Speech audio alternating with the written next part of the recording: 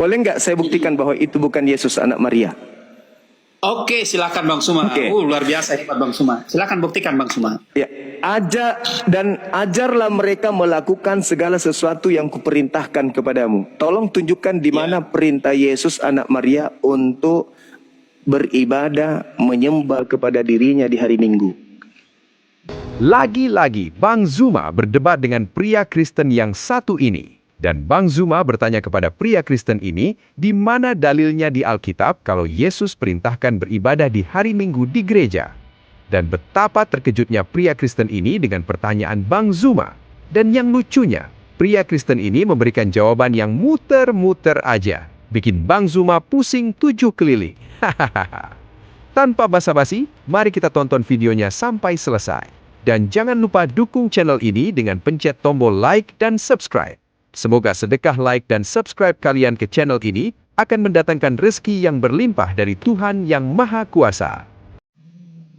Ya, Yesus kan Tuhan di hari Sabat. Itu kan jelas kan?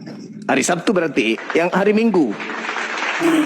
Bang Suma, kalau kita Bang Suma ya, setiap hari itu miliknya Tuhan. Jadi setiap Jangan begitu dong. Jangan.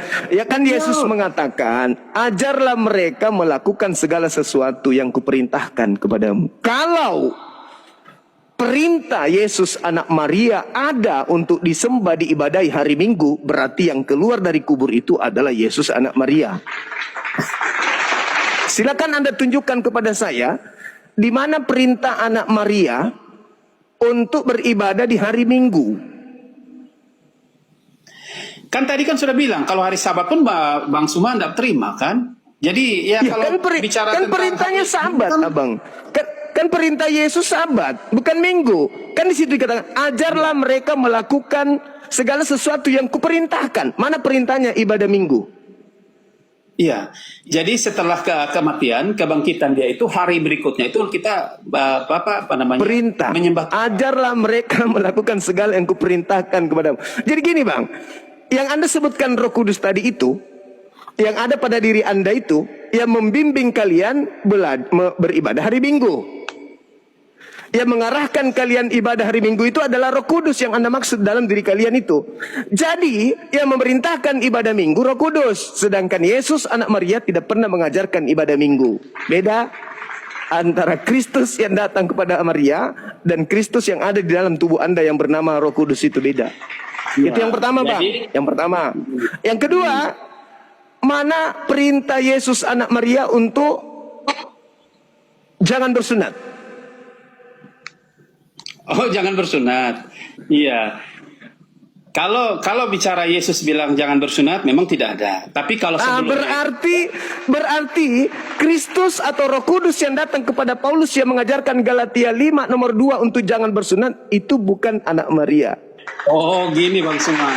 Kalau berbicara tentang bersunat, Bang Suma, Paulus itu kan apa rasul yang dipilih Tuhan, ya. Jadi Paulus Tuhan yang mana dulu? Tadi kan mengatakan ajarlah mereka melakukan segala sesuatu yang kuperintahkan. Aku memerintahkan jangan bersunat. Siapa aku? Siapa aku? Siapa aku, Bang? Siapa aku? Oke. Kita diskusi. Siapa aku yang melarang bersunat? Itu siapa? Oke. Jadi gini Bang Suma, kalau bicara tentang bersunat, mungkin versi kita berbeda ya Bang Suma. Kalau menurut versinya Bang Suma, versinya beda.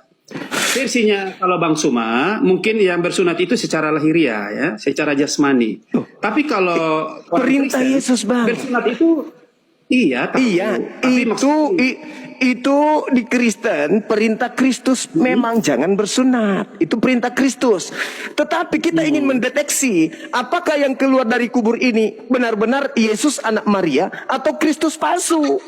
Untuk mendeteksi bahwa dia adalah asli, tentu Anda bisa menunjukkan perintah Yesus asli untuk jangan bersunat. Mana perintah Yesus asli untuk jangan bersunat? Kita lihat dulu di kalau bicara bersunat ya, coba kita lihat dulu di kisah para rasul ya. Kisah para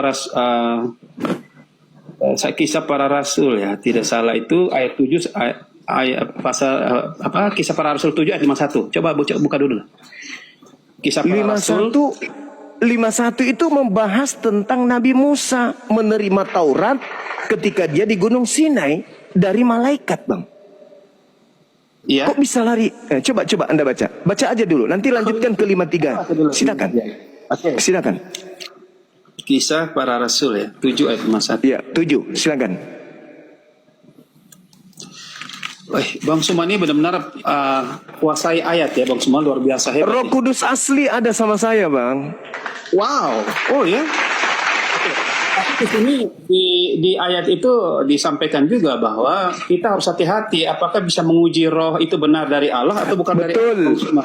Makanya Jadi kita perintah, harus- makanya saya tanya untuk menguji bahwa roh yang datang kepada Anda itu roh benar atau tidak. Mana perintah Yesus untuk jangan bersunat supaya kita tahu asli atau palsu yang datang kepada Anda. Silakan. Gitu ya. Satu. Oh iya. Bang. Kisah para Rasul Anda 7 ada.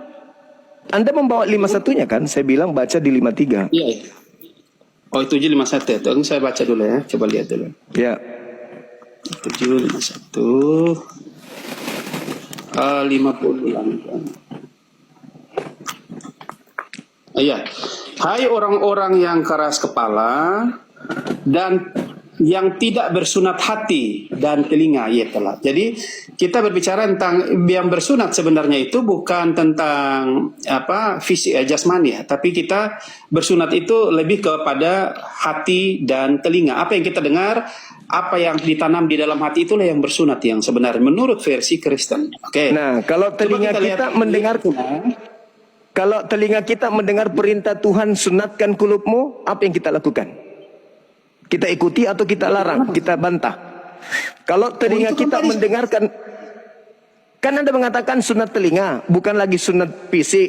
Kalau ada perintah yang didengar oleh telinga, sunatkan kulupmu, apa yang kita lakukan? Membantah atau mengikuti?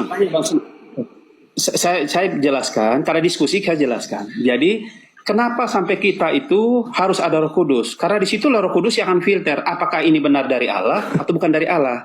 Nah, kalau dari Allah, Bang, kalau dari Allah melarang bersunat atau memerintahkan bersunat. Kalau dari Allah rohnya. Tapi Bang Suma tahu nggak? Ketika matinya Yesus itu telah mematahkan semuanya, membatalkan Taurat dan makanya kalau jangan ke situ dulu. Kalau dia yang keluar dari kubur, sabar. Kalau dia yang dari kubur itu bertentangan dengan Allah, berarti dia palsu. Karena Yesus tidak pernah bertentangan dengan Allah. Yohanes 14 nomor 31. Dunia harus tahu bahwa aku senantiasa mengasihi Bapa dan aku senantiasa melakukan segala apa yang diperintahkan Bapa untuk aku lakukan. Yohanes 8:29. Bapa yang mengutus aku tidak membiarkan aku seorang diri, tapi senantiasa menyertai aku sebab aku selalu melakukan apa yang berkenan di dalam dirinya. Sekarang pertanyaan saya, ketika Allah memerintahkan bersunat, apakah Yesus membantah sunat atau mengikuti sunat?